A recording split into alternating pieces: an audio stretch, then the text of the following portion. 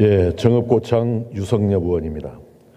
경제 상황이 최악으로 치닫고 있습니다. 지난해 우리 경제 성장률은 6년 만에 가장 낮은 2.7%입니다. 전문가들은 금년도 경제 성장률을 2% 초반, 심지어 1% 후반으로까지 전망을 하고 있습니다. 실업률은 연일 최고치를 경신하고 있으며 소득 격차, 즉 양극화 역시 2008년 금융위기 이후 가장 심각한 수준입니다. 그런데도 현 정부는 최근 경제에 긍정적 신호가 왔다, 개선된 모습 운운하면서 안이하게 인식을 표출하고 있습니다.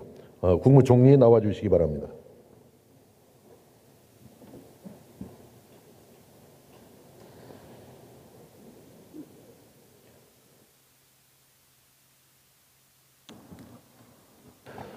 예, 연일 수고가 많으십니다. 경제가 매우 어렵습니다. 그런데 문제는 이명박 박근혜 정부 때보다도 더 어렵다는데 심각한 문제가 있다, 이렇게 생각하는데 어떻게 생각하십니까? 네, 어떻게 비교해야 될지는 모르겠습니다만은 늘 상황을 냉철하게 분석하고 있습니다. 그리고 어려운 것은 어려운 것대로 대처해 나가면서 새로운 경제 활력을 찾기 위해서 몸부림치고 있다, 이렇게 말씀드리겠습니다. 예. 이명박 박근혜 정부는 국정을 농단하고 적폐를 쌓았고 남북관계를 파탄내고 경제까지 망친 정부다라는 것이 중론입니다. 그런데 여기서 이해가 안 가는 것은 왜 문재인 정부의 경제 성적표가 이명박 박근혜 정부보다 더 나쁘냐, 여기에 저는 더 심각한 문제가 있다고 생각하는데 그 이유가 무엇이라고 생각합니까? 네, 어느 것이 먼저냐 이전에 우선은 세계 경제의 하강이 있을 테고요. 특히 우리가 대외 의존도가 매우 높은데 중국을 포함한 주요 거래 상대국들의 경제가 하강하고 있다는 것이 있을 거고, 내부적으로는 급격한 고령화와 제조업 등을 중심으로 한 주력 산업의 경쟁력 약화가 있을 겁니다. 그리고 일부 정책 변화 과정에서 생긴 리스크도 있다는 것을 인정합니다. 나중에 말씀을 드리겠지만 정확한 답변은 저는 아니다, 이렇게 말씀을 드리면서 현재 경제난의 가장 주요 원인에 대해서 일부에서는 소득주도 성장 정책이 거론되고 있습니다만은 저는 그것은 플러스 알파일 뿐이라고 생각합니다. 근본적인 경제난의 원인은 이명박 박근혜 정부에서 시행해온 잘못된 경제정책, 즉 경제 적폐에 대해서 제대로 청산을 하지 못하고 있기 때문에 그렇다, 이렇게 생각하는데 어떻게 생각합니까? 네, 저희들이 노력은 하고 있습니다만 많이 미진하다고 생각합니다. 물론 잘못 설계된 소득주도 성장 정책의 그 과속이 현재 경제난을 가속화시킨 것만은 틀림이 없습니다. 저는 그것은 플러스 알파가 아니라 플러스 알파 제곱 정도에 해당이 된다라는 그런 생각인데, 이명박 박근혜 정부의 경기 부진의 진짜 원인을 규명하지 못한 채 실패한 경제 정책을 그대로 답습하고 있는 것이, 거기다가 오히려 한술 더 뜨고 있는 것이 지금 경제 위기의 주범이다, 이렇게 생각하는데 다시 한번 말씀을 드리겠습니다. 가장 큰 근본적인 원인은 무엇이라고 생각합니까? 네, 우리 내부의 요인만 보자면 제조업의 국제 경쟁력이 계속 약화되고 있었는데 기업도 정부도 손을 놓고 있었던 기간이 길었다는 것이고요. 또 그 대신에 제조업 대신에 키웠어야 할 서비스 산업의 육성이 미진했다. 신산업의 도약이랄까요? 하는 것이 매우 지체됐다는 것이 산업만 놓고 보면 큰 문제였다고 생각을 합니다. 그리고 국민들 입장에서 보면 양극화와 고령화에 충실히 대응하지 못했다는 걸 반성하고 있습니다. 여전히 제 기준에서 볼 때는 좀 미진합니다, 답변이.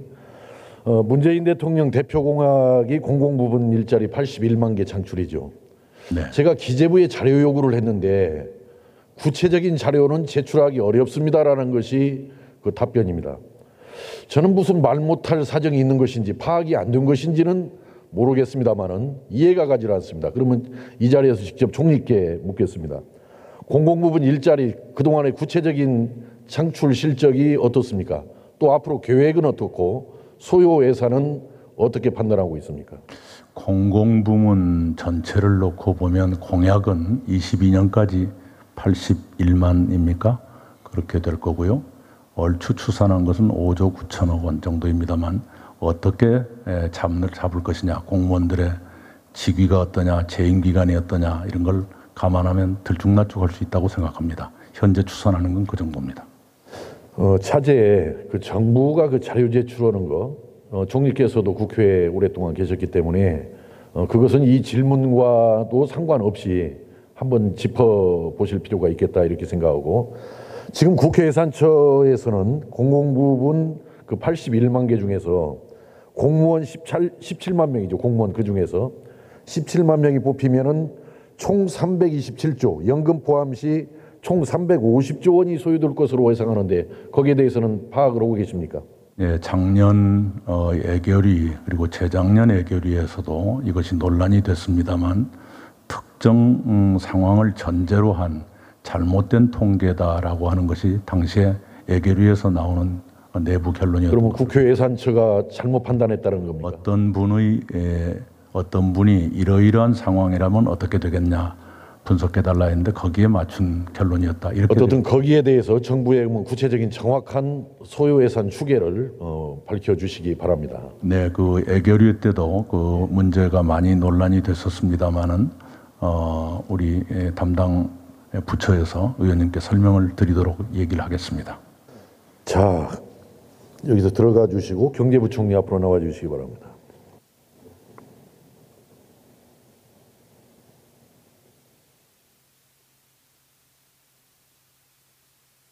예, 상임위에서도 자주 만났어야 하지만은 국회가 열리지 않다 보니까 모셨습니다. 네.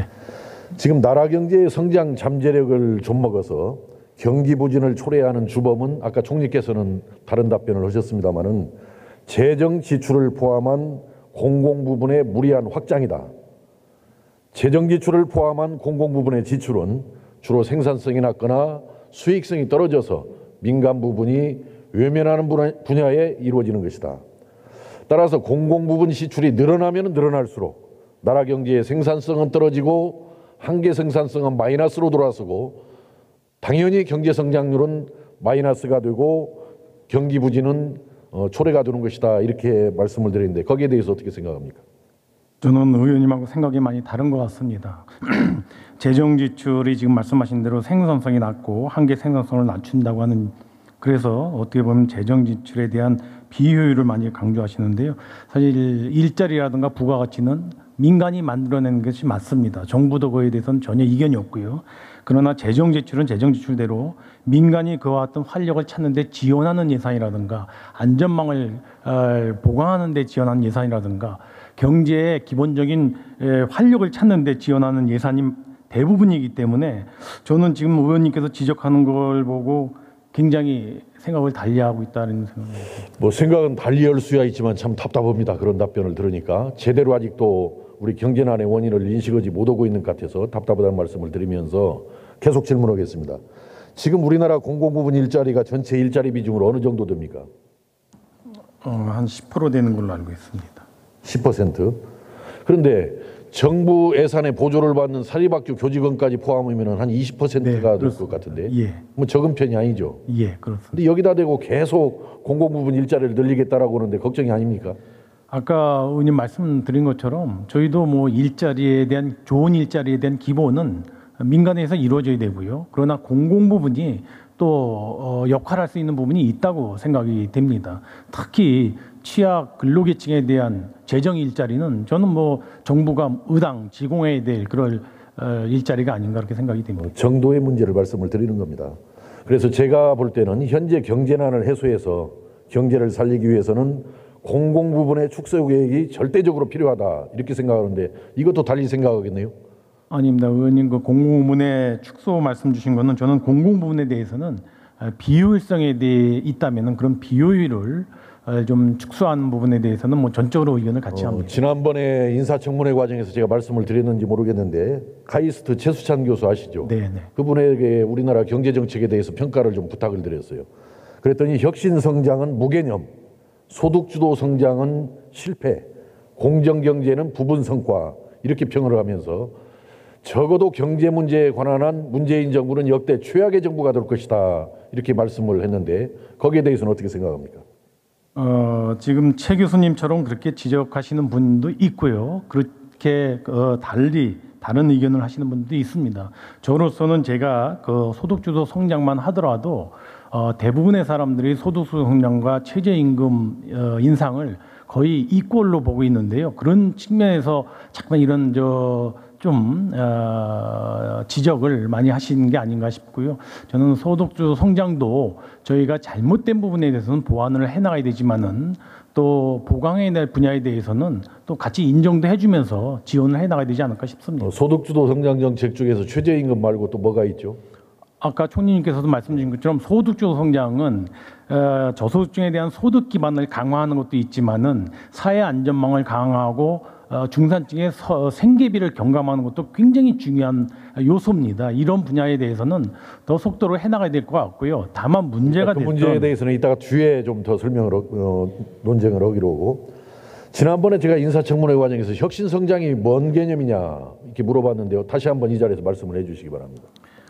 예, 지금 과거의 방식으로서 그냥 패스트 팔로우로서 성장을 이루어가기에는 한계가 있기 때문에 4차 혁명 시대에서 산업의 경쟁력을 제고하고 또 새로운 신산업을 만들어낸 데 있어서 혁신 개념을 접목시켜가지고 새로운 성장 동력을 찾아내자는 것이 혁신 성장의 요체라고 합니다. 그때 제가 기억했던 것은 이렇게 말씀을 했어요.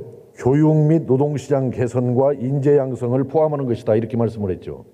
당연히 그것도 포함되는 개념이라고 생각이 근데 됩니다. 거기에 왜 공공부문 개혁이 빠져 있죠?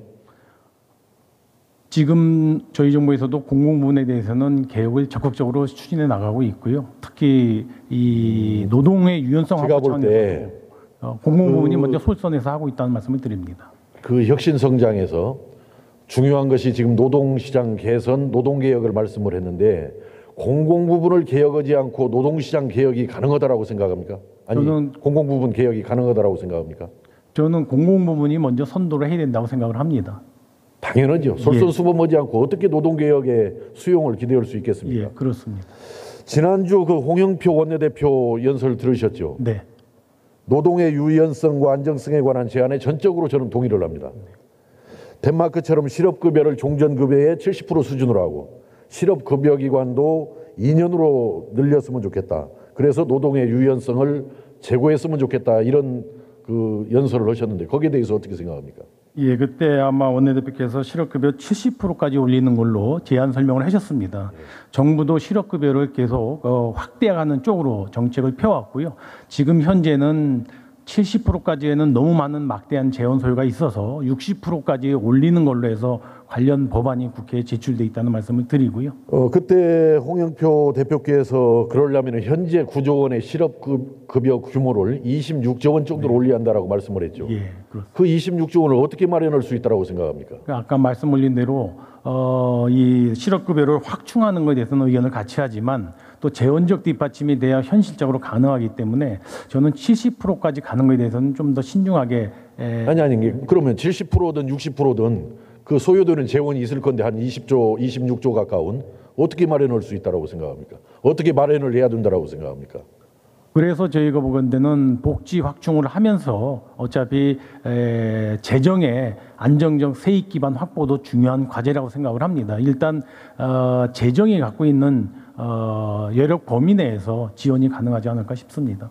저는 공공 부분을 과감하게 축소 개혁을 하고 거기에서 재원을 확보해서 그 사회 안전망을 촘촘하고 튼튼하게 확보를 하는 거죠. 아까 실업급여 문제가 바로 그건데 그걸 바탕으로 해서 노동 유연성을 확보해야만이 나라의 성장 잠재력이 커질 수 있고 경기 부진에서 벗어날 수 있고 경제가 살아날 수 있다 이렇게 생각하는데 어떻게 생각합니까?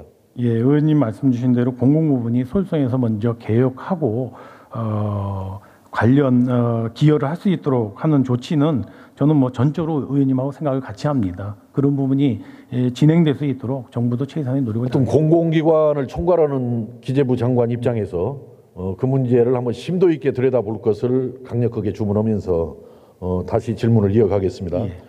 저는 앞에서 잘못 설계된 소득주도 성장 정책의 과속이 플러스 알파 또는 플러스 알파 제곱으로 작용을 해서 현재의 경기 부진을 가속화시켰다라고 진단을 했습니다. 제가 여기서 잘못 설계됐다라는 이야기는 세금을 더 걷어서 재정으로 뒷받침을 해야만이 가능한 이러한 소득주도 성장 정책은 제가 좀 더 신랄하게 비판을 하면은 이것은 소득 감축, 경기 후퇴 정책이다 이렇게 생각하는데 어떻게 생각합니까? 의원님, 그 소득주도 성장이 주로 재정의 뒷받침에 의해서 하겠다는 원래 취지는 아니었습니다. 아니 아닌데 지금 하고 있잖아요. 최저임금도 마찬가지고 일자리 창출도 마찬가지고 전부 재정이 뒷받침되지 않고 갈 수 있는 것이 뭡니까 지금?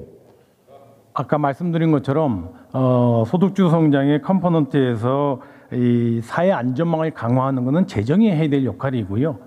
최저임금이라든가 이런 것들은 재정보다는 민간의 활력을 찾아서 또 최저임금을 부담할 수 있는 능력을 만들어가는 것이 그게 첩경이 아닌가 하는 생각이 듭니다. 진정으로 가처분 소득을 늘리고자 했다라면은 임금이 아니고 정부가 통제 가능한 수단인 세금을 낮춰줬어야 한다고 생각합니다. 그런 측면에서 저는 작년에 유류세 15% 한시인하 정책에 대해서 아주 높이 평가를 합니다. 부총리, 이번 기회에 상시적으로 유류세를 인하할 뜻이 없습니까? 의원님, 유류세 인하는 사실상 지난 08년도에 한번 이루어지고 한 10년 만에 정부가 너무 경제의 어려움을 완화하기 위해서 시행했던 한시적인 조치고요. 그런 측면에서 이 유류세 인하 문제는 여러 가지 측면에서 검토가 필요하다고 봅니다. 그 세수 문제도 있고 또 미세먼지와도 관련이 되어 있습니다. 그리고 과세의 형평성 문제도 있고 해서 또 이어서 이런 문제들이 다 한꺼번에 고려돼서 종합적인 검토가 필요하다는 것은 뭐 네, 이건 공자왈 맹자왈입니다. 그것은 참 유류세뿐만 아니라 근로소득세도 대폭 낮춰야 한다고 생각하는데 어떻게 생각합니까? 근로소득세는 의원님 아시는 것처럼 OECD 국가하고 제가 한번 비교를 해봤습니다. 의원님 그런 지적도 있으시고 해서 저희가 최고세율이 42%고 OECD가 딱 42%입니다. 저희가 저희와 유사한 경제를 가지고 있는 국가들로 본다면 지금 근로소득세가 지금 같은 수준이 적정하지 않는가 싶고요. 이를 지난 2012년 근로소득 세수가 20조 원이었죠. 네. 작년에는 39조 원이었죠. 6년 만에 2배가 더 거쳤는데 과연 6년 만에 근로소득이 2배 가까이 올라갔습니까? 제가 비중은 내보지 않았습니다만은 근로소득세와 관련돼서는 정부가 작년에 최고세율을 높인 것 이외에는 큰 변동이 사실 없었습니다. 자, 미세먼지 이야기 아까 앞에서 말씀을 하셨는데 미세먼지도 저는 세제로 풀어야 한다고 생각합니다. 경유차가 원인이라고 해서 경유세를 높이겠다는 발상은 정말 단순한 1차원적인 정책이라고 생각합니다. 오히려 환경시설에 투자하거나 미세먼지 감축 노력을 하는 법인에게 세금을 감면해주는 그런 유인책이 더 효과가 있다 이렇게 생각하는데 어떻게 생각합니까?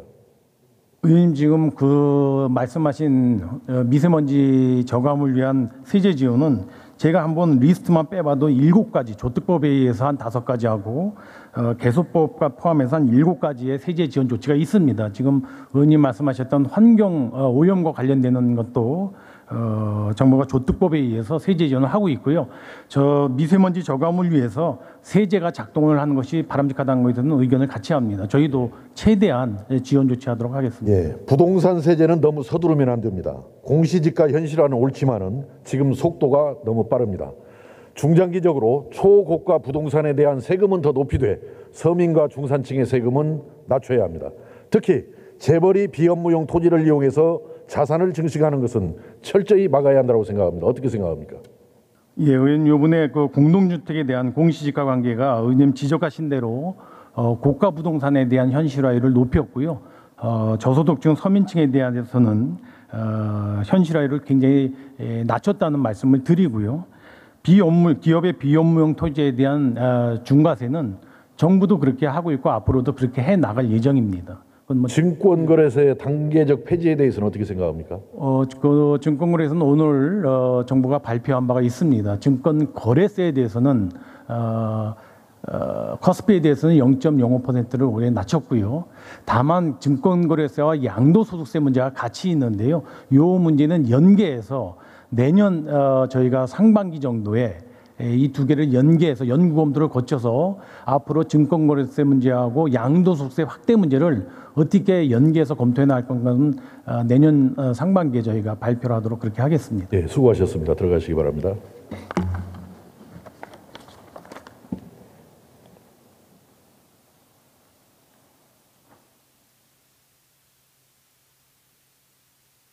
문재인 정부가 아무리 경제 상황이 좋다고 변명해도 지금 국민들께서 느끼고 있는 어려움이 곧 현실입니다.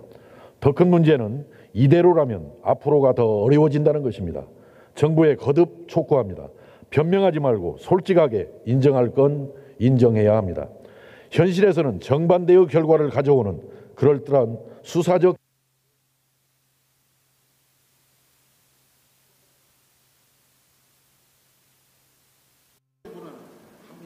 과학적인 경제 정책을 펼쳐야 합니다.